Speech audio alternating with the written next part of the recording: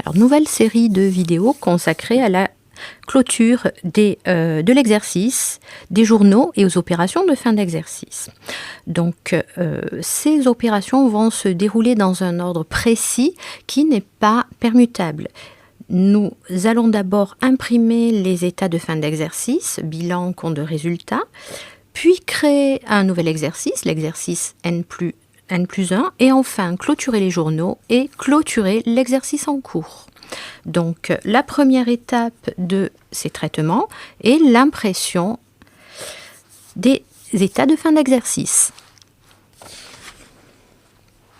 État, nous allons aller sur bilan, compte de résultat.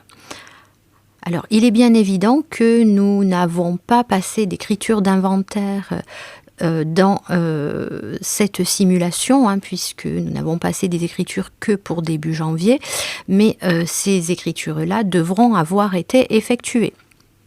Donc là, je vais lancer l'impression du bilan et du compte de résultat. Je vais paramétrer les dates d'écriture. Alors, je vais laisser 1er janvier jusqu'au 31 décembre. Et je vais laisser cocher détail des comptes, impression du bilan, impression du compte de résultat, impression des soldes intermédiaires de gestion. Donc, le logiciel va me produire tous ces états-là.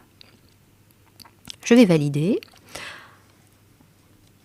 Et je vais lui demander, alors pour que vous voyez ceci à l'écran, alors je suis obligée, ces états doivent avoir été imprimés pour pouvoir clôturer complètement l'exercice. Donc pour que vous voyez ça à l'écran, je vais lui demander une impression dans un fichier PDF.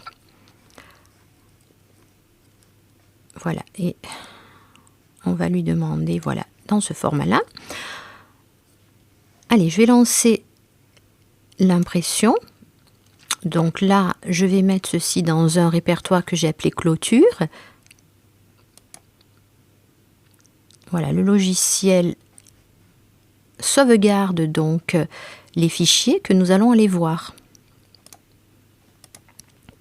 Donc vous pouvez remarquer que il y a ici un fichier PDF, bilan, compte de résultat, que nous allons ouvrir. Alors on va un petit peu, voilà, dézoomer, et vous pouvez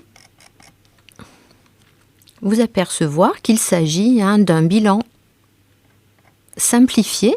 Ce n'est pas l'alias fiscal, mais vous avez le bilan de l'entreprise Solenza à la date où l'on a arrêté de saisir, bien sûr.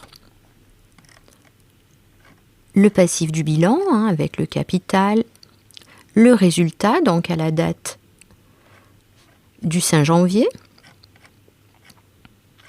le compte de résultat, donc vous voyez que tous les reports ont été faits,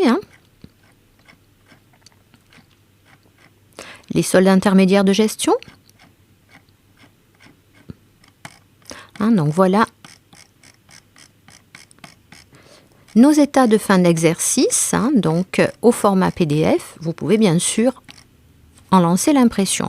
Alors j'insiste encore, ce sont des états provisoires, sans écriture de fin d'exercice, qui seraient nécessaires pour réaliser la clôture complète.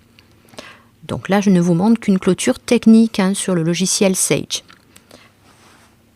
Voilà pour cette première étape de la clôture de notre exercice.